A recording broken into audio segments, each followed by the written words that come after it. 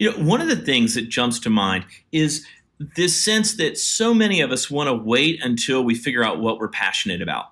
Or if we're somewhat passionate, we want our passion to grow and kind of roll over into a boil before we take any action. And so we spend so much time consuming information about all of these different issues, consuming information about the challenges of the world, and we're just in this holding pattern.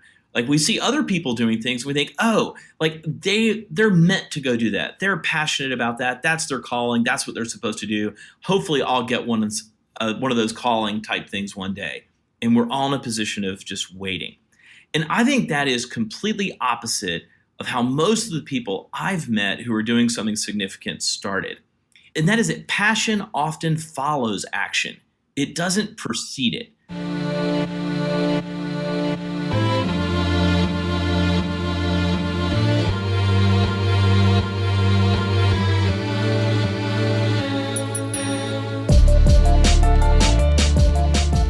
Hello, everyone, and welcome to Chapter 30 of the Let's Give a Damn podcast. What a week. I'm so excited you're here. I am thrilled and excited and so much more because this past weekend, I gave my very first TEDx talk at TEDx Grant Park in Chicago. My talk was called The Power of Less. It was an amazing experience. I spoke alongside some incredible people. I can't wait to share my talk and the other talks with you. Make sure you follow me on social media so you can see those talks when I share them. It was an amazing experience. I'm going to record a video soon that I'll share online about the whole experience because it wasn't all positive and hunky-dory. There were some tough moments, which I had some strange things happen to me in my mind and in my heart and in my life, which I wasn't used to because I am a pretty natural communicator and I love talking with people and I love being in front of people. And some really weird things happened, and I learned a lot about myself. My wife was very supportive. My brother, who was with me, was very supportive. And made it through the event. It was an impactful talk, according to many people. I spent almost 2 hours talking with people after the event was over about the talk and about some of the things I was discussing and learning and experimenting with that I talked about in the talk. So anyway, I'm excited to share that with you soon, but it's been a thrilling week in every way, shape, and form. Can't wait to share more with you soon. Let's talk about our guest for 1 second. John Cotton Richmond is an amazing man, an amazing individual with a pretty incredible story, and he does some really incredibly profound and life-changing work, and you're going to hear that in this talk. He is the founding director of the Human Trafficking Institute. They exist to decimate modern slavery at its source by empowering police and prosecutors to stop traffickers. Before founding the Human Trafficking Institute, he was a federal prosecutor serving as the Special Litigation Counsel with the Civil Rights Division of the U.S. Department of Justice. He investigated and prosecuted many victim-centered labor and sex trafficking cases throughout the U.S., and he also prosecuted cross burnings, police misconduct, and neo-Nazi hate crimes. And before that, he began his career, well, I don't know if began his career, but began the trajectory of his life that he's in now, serving as International Justice Missions Director over slavery work in India, that is freeing people from slavery. So his career has impacted so many lives. This was such a fun talk because I admire him in so many ways. He shared so many incredible things that touched me and I know will impact you. So without further ado, I'm going to stop talking and share with you right now my conversation with John Cotton Richmond. So, my name is Nick, I'm your host, and here's our conversation. Let's go.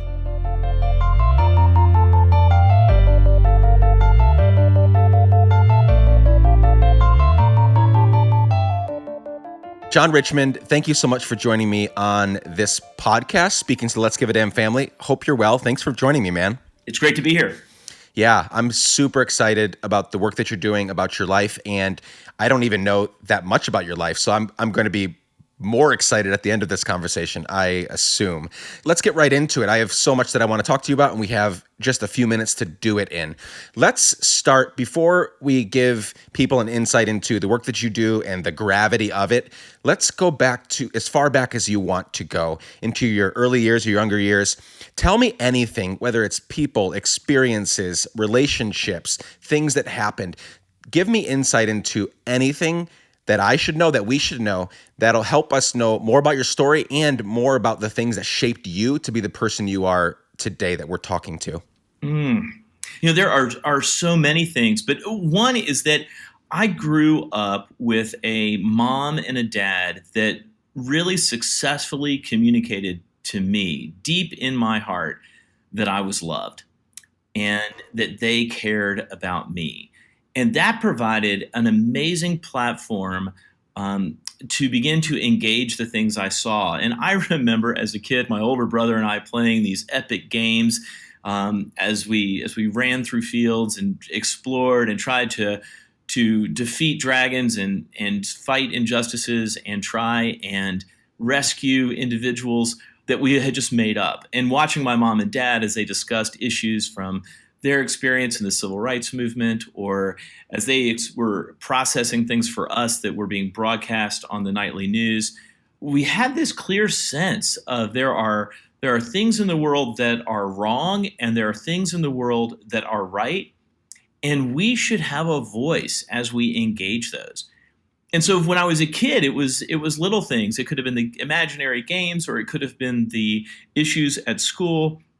But as I grew up and was fortunate enough to get to go to college and then law school, began to take those same ideas as I matured a little bit and gained a better sense of nuance and understanding about the world in which I live, had the opportunity to begin to think, could we actually address these concerns and these problems that exist around us? Now, at any point in that story, did you have so obviously this podcast is talking with people who give a damn, and you very much do. Did you have a pivotal moment where you began to give a damn, or was it more of a gradual process because of your parents always telling you and showing you that you were loved? Or was there something that happened that like really kind of the proverbial punch in the gut that really changed the way you think about people and things in life? I think that if you were to interview my friends from middle school, they would tell you what I cared most about was me, and they would be right. I think that as we kind of moved on through high school, I began to get a better window into the world, and there wasn't sort of one definitive moment where I understood and began to care about people. I feel like it matured over time. But there were absolute pivotal moments where there was a choice about whether I was going to take action and do something, or whether I was going to stay with the status quo and kind of sink into perceived security and safety and not take a risk. And it's the pivotal moments that weren't so much about deciding to care, it was deciding to move beyond just caring. Because I think the people who are struggling around the world are not in desperate need of more people with good intentions.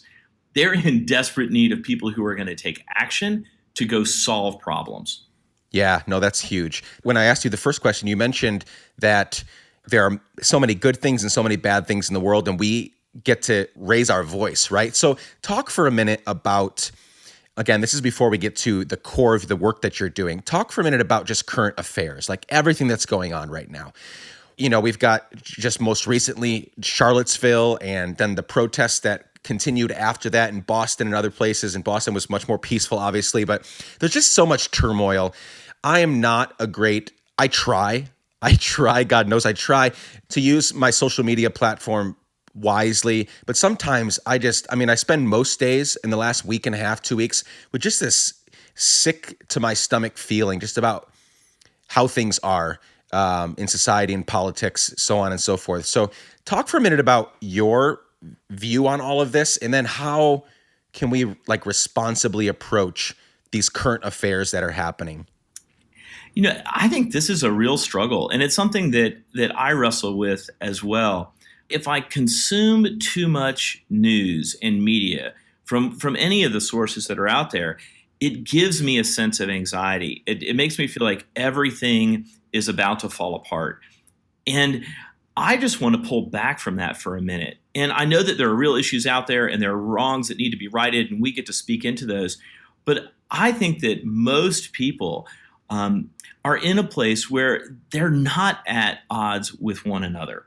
I think there's a large amount of agreement in the world amongst lots of folks that that right is right and wrong is wrong. And we have come to a place where we no longer deny people's civil rights. We no longer prevent women from voting or owning property. Like, we've moved beyond tons of these things, and we have a long way to go. But I'd like to think that the pieces that we're seeing on TV and on the nightly news are the extreme aspects, and they need to be addressed really clearly.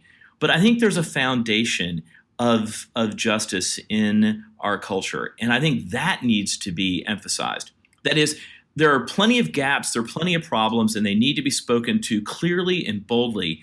But I don't want to do that at the exclusion of not addressing the fact that there are so many good cultural assets. There is so much good news. There are so many times where we see people reaching across boundaries, whether it be race or faith or ethnicity or anything else, and doing the right thing and caring for one another. And I think those pieces don't get on the news. Those pieces don't get a megaphone to be broadcast.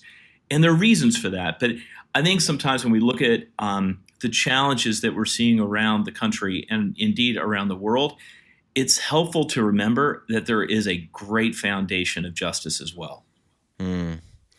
That's helpful. And I need to somehow, Honey, I Shrunk the Kids you and put you in my pocket and carry you around with me, because I need that perspective constantly in my ear, because I tend to focus on, it's really hard. It's really hard for me. I'm not saying, you're better than me, or I'm not speaking to that. It's just really hard for me, and I need maybe to mature more in that area, or maybe I need a better influx of information. You probably, like you mentioned, like I can't watch these things, and I don't obviously watch the news. Nobody watches the news anymore, but we get it through social media, and there's just so much just political stuff with our president and Charlottesville, and it's been really hard. But you're right. As I walk out the door of this studio that I'm in right now, I'm going to, by and large, see a bunch of people that if I got hit by a car or if something happened, they would run over and do everything possible to help me. And we're seeing that in Houston right now and in Galveston and these places where these tragedies are happening and people are pitching in. Sometimes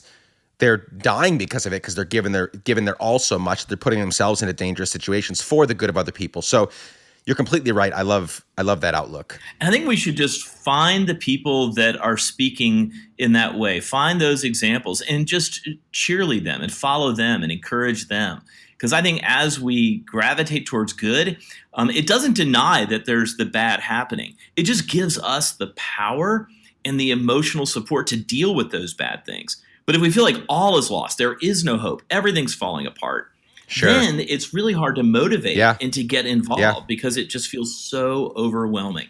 Yeah, very true. And you and I both know Brandon Harvey, who I think does this so well, right? Yeah, absolutely. With his Sounds Good podcast. If you're listening, go listen to that podcast and the whole good platform that he's building. I love that. And I think there's a place for what I'm doing and a place for what he's doing and a place for what all of us are doing for sure. But please go, because he is an example of that. And you obviously are too. Okay, so let's move on to the Human Trafficking Institute. You are a founding partner there. Please tell us everything about that, from the genesis of the Human Trafficking Institute and what has happened since then and what all takes place. Yeah, I think this is actually a great sort of segue from your earlier questions, because I think when people hear about human trafficking, they often feel somewhat hopeless. That is, they hear about the fact that there are more slaves in the world today than ever before in human history. They hear that there are more slaves that exist now than were trafficked during all 400 years of the transatlantic slave trade. And it just feels overwhelming. And we learned that it's a powerful economic crime, that the revenues from trafficking are estimated by the UN to exceed $150 billion with a B, billion dollars a year. And it's just so large. And there's so many people suffering around the world. That we can often hear these stories and we just get, in a sense, awareness fatigue. I talked to one guy who said, "John, please don't tell me another story about a 13-year-old girl in an Asian brothel." And what he was saying was that it's not that he's not aware. It's not that he doesn't even care. It's that he's tired of being confronted with these great evils and great challenges and then not knowing where to go with that. Like, how do I even begin to address it?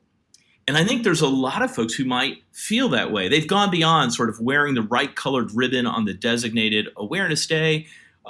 They want to actually sort of figure out, how do we address this? Is there any hope?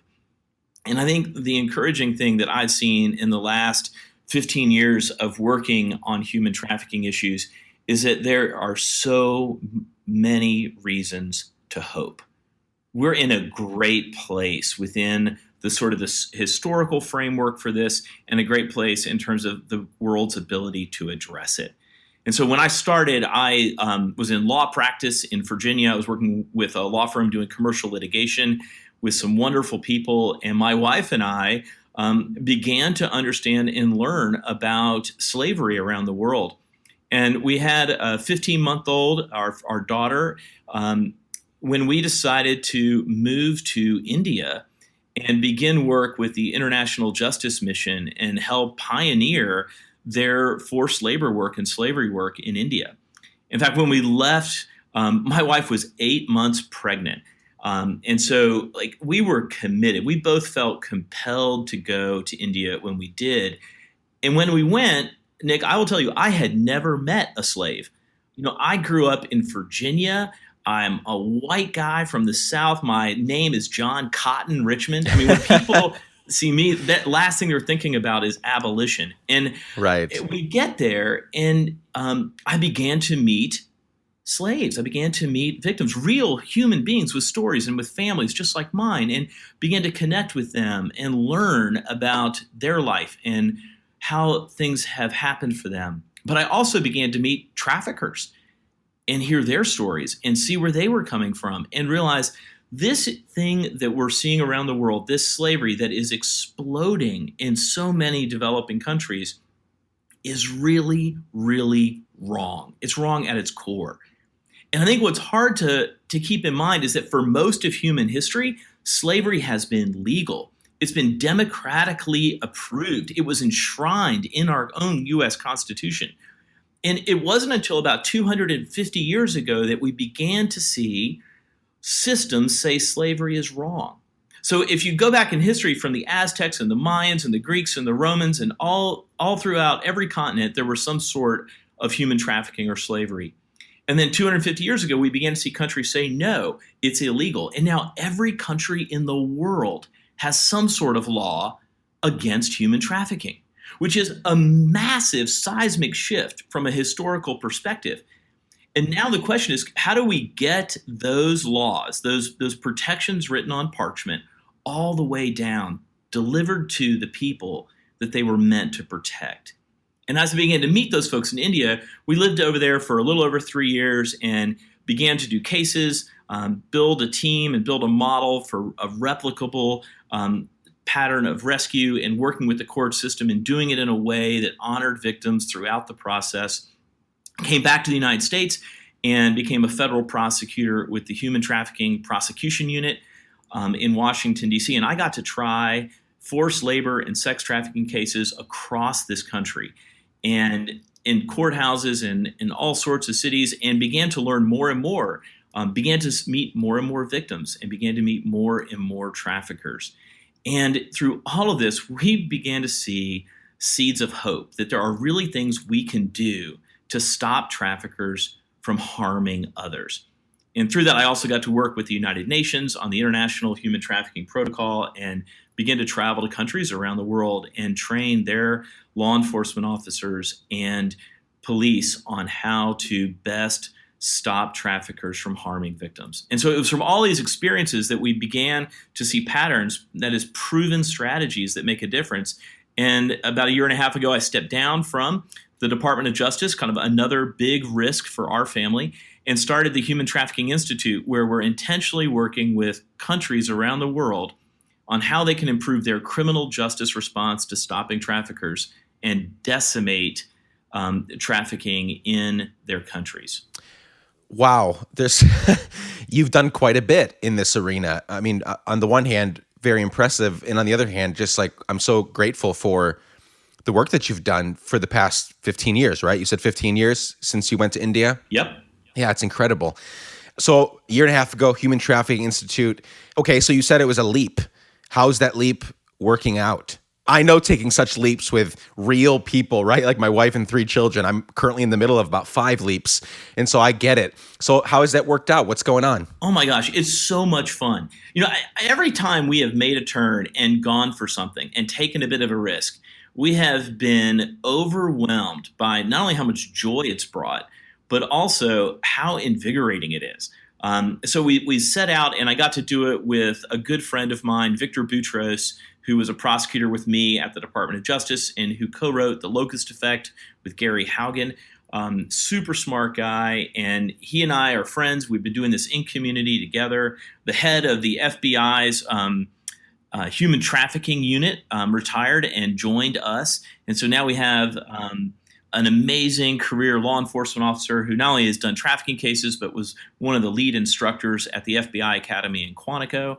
And we're just building a team of folks and want to take these proven strategies that we've seen work in the United States and in Europe and around the world and think, how do we actually make this happen? How do we actually create a difference? Because what we're not trying to do is just collect more information about trafficking.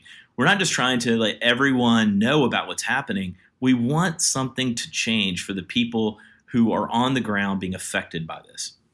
Yeah, that's super helpful. So let's take a different approach here. A lot of the people I talk with when it comes to giving a damn and taking risks and doing, risky things, a lot of times I hear, but my wife or but my husband or but my parents, because it's hard to, sometimes cast a vision to our loved ones and say, this is going to be hard and amazing and so worth it. Come along with me. And then, to get them to like jump and hoorah at that. So what have you done for those relationships closest to you to like bring them along, to cast a vision to them, to like, and make sure they're taken care of in the process and still with you to this day? I think one of the things is that I've tried not to frame it as I've got a big vision and I want everyone to follow. That's definitely a way to lead, but I'd rather pursue conversations that influence and welcome the idea that they influence me as well. And so, as we began to think about slavery around the world, my wife and I entered into those conversations together as partners, trying to figure out like how could we respond to this? What could we bring to the table? Not sort of, I'm a lawyer, I'm going to go do this, I'd like you to come follow me. But how could the two of us go together? And I think that approach has been really, really helpful and is validated when I really listen to her. And I do, when she has ideas and thoughts or just intuition about how to approach things, I take her ideas really seriously. And when she's had caution and said, I think we need to shift or stop something, even if it wasn't what I wanted to do, to begin to hear that with ears that will take seriously and listen to that perspective. And so I've tried to engage in conversations, but we've also made sacrifices, Nick. If we had stayed at a law firm, and we would be living in a much differently sized house right now, there are choices and there are consequences to those choices. And sometimes those consequences are hard. Sometimes when you move a couple times, or you're not living in a place where you've developed roots, or you wish that things were a little bit different, or you catch the eye of those who used to be your peers, whom in some ways are now lapping you in areas of success or areas of wealth or money, you can fall into that painful trap of comparison. And in those moments, we've had these great conversations of, man, it's hard, but we would not make our choices differently. We're really happy with the choices we've made and the people we're investing in. And most of all, we want to demonstrate to our kids that you take risks, that you go for something. The last thing we want are to have sweet, nice kids that just sort of drift along in life and then retire well. Like, we want kids that are going to be animated, kids that are going to have passion, that they're going to have a demonstrated model that when you see something, you can go for it. And you might fail, and it might hurt. And we'll be together to figure those things out and deal with them together.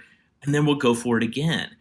Because that's where the joys of life are. That's where the stories that people retell at Thanksgiving or retell when they're older all come from. They come from those moments when they went for it, when they decided that they wanted to actually make a difference and happen to their lives.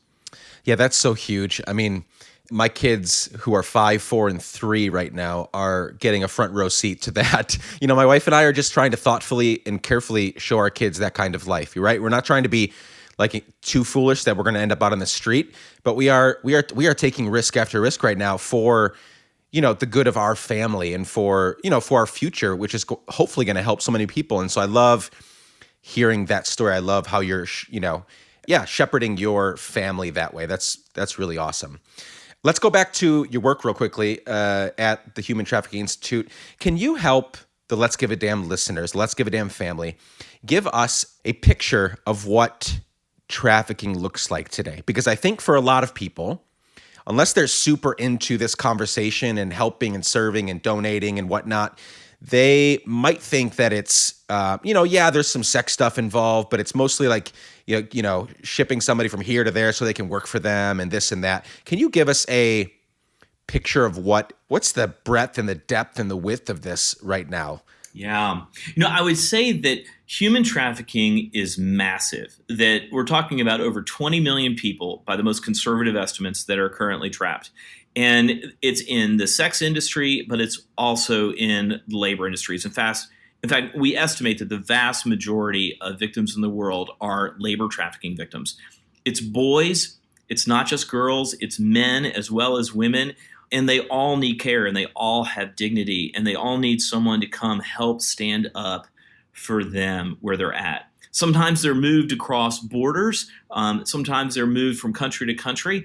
But there are other times when there's no movement involved at all, that they stay in the same county or city where they originally were, and they're trafficked right there.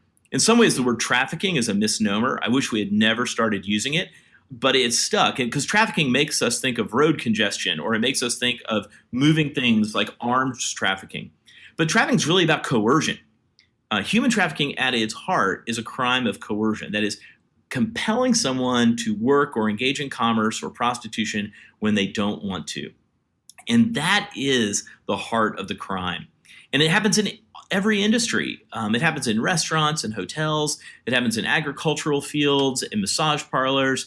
It can happen almost anywhere. Anywhere where the trafficker decides that they want to make money by exploiting other people and denying their own ability to choose. Which leaves us with these millions of people who don't get to make the most basic decisions about their lives. Someone else decides when they wake up in the morning, where they work, and even who touches their bodies. And when these traffickers treat them as slaves, we have to make a choice about how we're going to address that. Because the reality is that this is not a naturally occurring phenomenon. It may have been lasting throughout history, but this isn't like a weather pattern. This isn't an earthquake. It's not a giant wave that crashes in that we can't control, that we can't do anything about. This is a choice that a human being makes at its heart. And so we know how to deal with other areas of crime when people make choices to harm others. And this is no different. This is a crime. It is a choice by a trafficker to make, and we can address that choice. We can address it in the specific instance where traffickers are making it, but we can also make it risky for traffickers. So maybe they choose not to engage in this crime. And I think the fact that it's not like a natural disaster means that we're not left just trying to mitigate the consequences of trafficking. We're not left just trying to clean up the mess after the storm a trafficker brings occurs. We can actually stop trafficking at its source by stopping the traffickers who are committing this crime.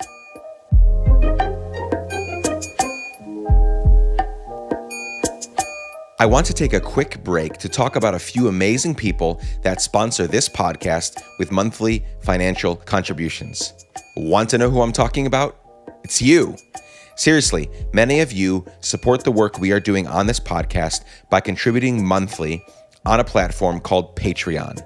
Some give $1 a month, some give $5, some give $10, and some even give $25 a month. And what is so surprising to me is that the largest chunk of people give at the $25 level. I'm not even joking. So if you love these stories, consider helping us. No pressure, really. I will always find a way to produce these podcasts, to pay the people involved in making these podcasts, because I want you to hear them. But If you have a few extra dollars every month and want to help us make more of these, we will not say no. Visit patreon.com/Let's Give a Damn for more info. That's patreon.com/Let's Give a Damn for more info. Now, back to my conversation with John Richmond.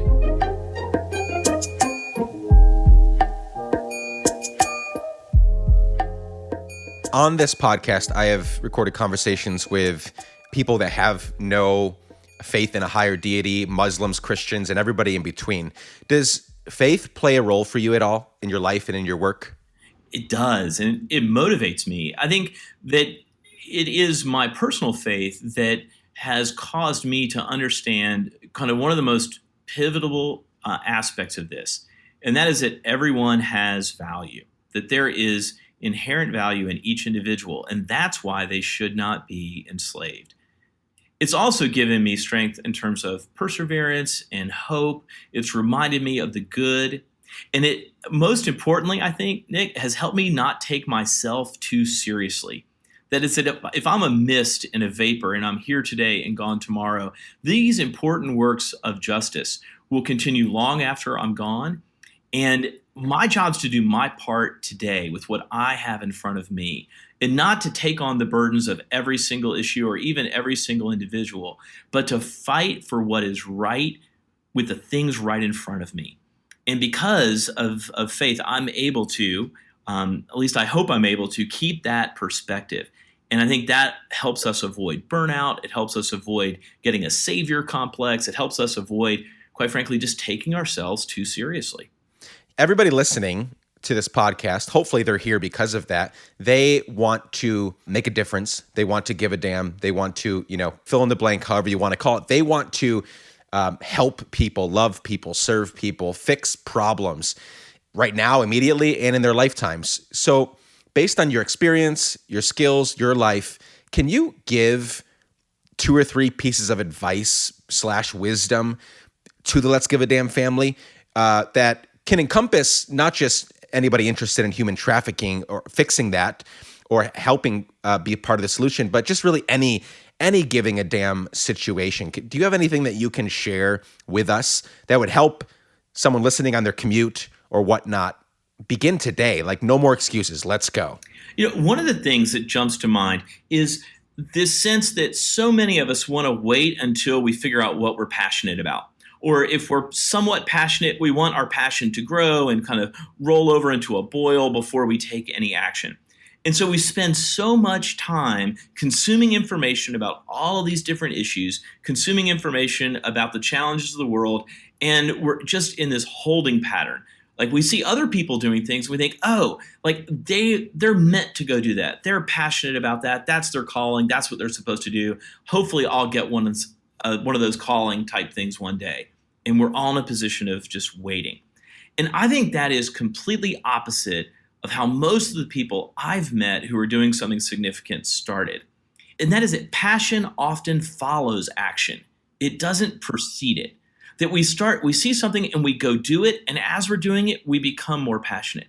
As we're taking action, our strategies become more focused. As we're taking action and moving forward towards something, we develop expertise and we develop experience. And then all of a sudden, 10 or 15 years later, it looks like, oh, like they're super passionate. They're super experienced. Of course they went and did those things. But that's not how the story started. The story normally starts with seeing something and deciding, I'm going to go do something. I'm going to go make a difference. And I'm not just going to be the people that constantly measure and think and wonder. I'm going to go do those things as retreat from my actions, but I'm going to be a person of action who's advancing, and I'm going to make that happen. And so I think often we put this idea that passion is supposed to precede action when I think it's really supposed to follow it. That's super helpful. That's a big one. Any others, or is that kind of the main one you want to leave people with? I'm fine if that's the one. No, I think that in addition to that, I would encourage people to be willing to develop expertise. That although passion is important, it's passion plus skill that really makes a difference. And I think that we're sometimes in a culture where if we can just constantly demonstrate that we care, we think that's going to be it. But the victims that I've met don't just need people who are passionate about trafficking or care a lot. They need trauma-informed counselors. They need people who go through the time to get the degree to figure out how to bring expert healing to them. They need folks who are willing to go become FBI agents. They need people who are willing to be forensic accountants. They need skilled doctors. They need talented attorneys. And I think sometimes we want to just ride the wave of passion and not necessarily do the hard work of getting the experience and the credentials that is the action that propels us forward, that it's not a waiting game. Because when we think about a physician who's headed to East Africa or West Africa to care for Ebola victims, like we want really, really good doctors. We want people who paid attention in school. We want people who did well. And I think that we want to become a people that pursue excellence, that we want to be people known for excellence, known for being able to do a good job and to finish the job, to stay until it's completely done. And I think when we marry these ideas of passion and skill and we wrap it up with a ton of hope, we can have a massive impact on the world. Yeah, so something with that, that's a complete piece of advice there, right? Because you gave the passion side and that you have to get going because sometimes action precedes the passion. And then you said, well, we also have to get good at what we're passionate about, right? Because if we just have passion, right? So many times we can go out and try to accomplish something, but we end up causing more damage, making more trouble because we recklessly try to fix this issue, right? So that's just a really, really helpful, and patience, right? Because to become an expert in something, to gain expertise, to get that degree, or in the case of a doctor or a lawyer, multiple degrees, right? It takes patience, which is a very probably lacking discipline it's a discipline that many of the people that are listening probably don't have because of the age group, right? A lot of millennials listen to this podcast and we want things really quickly. We live in a very immediate type of age where we can get everything super quickly. Our online downloads and our Netflix and our, overnight shipping from Amazon. And what you're suggesting is, okay, that's fine, but don't go out there and passionately, AKA recklessly sometimes, try to fix these things because it might not always go super well. Gain some expertise, get good at it, and then go out there and do it excellently. And you'll probably save time in the long run. Yeah, and I think that there's also just benchmarks in the middle. It's not that we have to have an incredibly long-term perspective. There are all sorts of benchmarks or smaller goals that we can achieve. But even if you take it out of the justice idea or the human trafficking idea, and you just think about I want to have a long-term healthy marriage that is a love affair. There's going to be lots of short-term goals and different things you can do on a daily basis to make that happen. But it's also a marathon. It's also something that you're aiming for from a long time from now. And so I've only gotten to be married for 24 years, but it's been so good. My ability to understand and love my wife now is so much deeper and richer and interesting than when we first got married. And I'm just hopeful that in the next 24 years, it gets even better. So there are lots of wins along the way, but to have somewhat of a longer term perspective, I think allows you the room and the time to really dig in and to really make a difference. Yeah, that's fantastic. John, what does the future look like for you? Because the problem that you and your team and your family are tackling isn't going away anytime in the near future, unfortunately. So what does the future look like? What's the dream with your work and your life and your family and the Human Trafficking Institute? Yeah. Well, we're working right now to partner with several countries around the world to do the simple things we know will make a difference. So we're building specialized units in countries. That is, we're taking folks who are police officers who currently have human trafficking as their added task. And no one ever gets to their added task, right? My added tasks at home, my added tasks at work are always trumped by my primary tasks and the ones that are being demanded where there's a deadline. And so what we want to do is free people up and say, this group of police officers, their primary task is now human trafficking. They're a specialized unit. And we do this all the time. We do it with homicide units. We do it with vice units. We have bankruptcy courts and family law courts. We even make TV shows about specialized units. This is what we know. And so you take those specialized units and then take them through an academy. So instead of 3 days of training at a hotel conference room, it is a longer term training process where they really learn how to care for victims, how to interview them, how to put on a trial, how to get a conviction and stop the traffickers. And then find experts who have done these cases before and embed them inside those specialized units where they work day in and day out with the specialized units to stop traffickers. Because we want to build capacity within the criminal justice system in order to actually deliver those protections of law. There's no help if we just run in there like cowboys and pull people out of houses or brothels. What makes a difference is when those traffickers are stopped and the system begins to work and people can count on it and rely on it. And so we're in the process of doing that, and we're raising up an army of people that are passionate about this, are decided that they want to be interested in it, even where they want to gather more information. People have been joining us as justice partners to kind of be a part of our monthly team as we are communicating about how to do this and supporting us financially.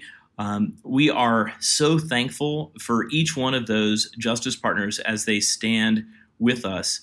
And over the next few years, we are hoping to see measurable changes in the prevalence of human trafficking. We are hoping to see a significant increase in the number of traffickers stopped and the number of victims rescued. But most of all, we're hoping that individuals will finally feel like there is something we can do. We don't have to suffer from that awareness fatigue. We can actually take this passion, take this interest, and either join with folks who are trying to do this as a profession or at least support them as they're going forward and doing it. And it has been a great joy to be on this journey with friends, to be on this journey with unbelievably talented and experienced professionals, and to be seeing change happen. John, I want to spend 30 seconds as we begin to wrap up just honoring you in your life. Because first of all, I'm very grateful for you. I'm very grateful for the work that you're doing. I'm very grateful for the hard, just very heavy work that you've engaged in over the long term. I'm very grateful that you have spent 15 years preparing for the tasks that you're doing today. So please feel honored, feel encouraged, keep going. We're with you as the Let's Give a Damn family. I hope that people will listen to this and go check out what you're doing, support what you all are doing. But yeah, I'm just really grateful for you. And I'm excited to, in some way, shape, or form, help out and then also continue to see this thing develop and grow. Thank you so much, Nick. We are grateful for you, for this podcast, but just for your message and for how you're encouraging people to get engaged. I think the world is going to be a better place as all these folks start making their voice heard and sharing the love and hope that's in their hearts. That's awesome. Thank you for that. Last question, and it's a doozy, and it's hypothetical, so keep that in mind. One day, you are going to die. Hopefully, it's many, many, many, many years from now. And all of your friends, your family, a lot of the people that you guys have been able to see freed from human trafficking and sex slavery are there.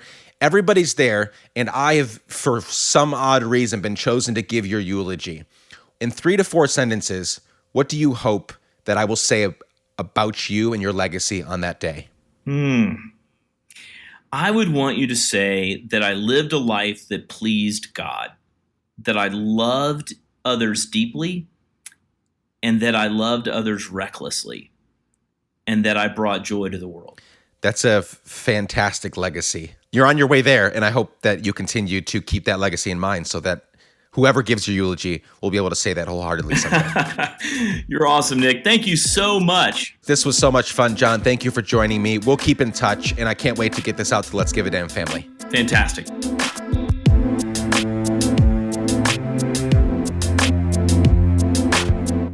Well, that about wraps it up for this week. Thank you for joining John and me for our conversation. My goodness, what a guy. If you enjoyed this, please let him know on social media. I know he would love to hear from you.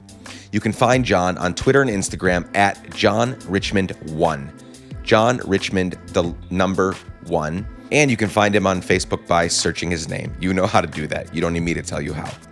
And you can learn more about him and the work that he's doing at johncottonrichmond.com. Keep up with me at Nick Lepar everywhere and with Let's Give a Damn at Let's Give a Damn everywhere. I would love to interact with you at either of those places, so please hit me up. That's it for this week. Keep giving so many damns. I can't wait to spend time with you next week. I love you all. Bye for now.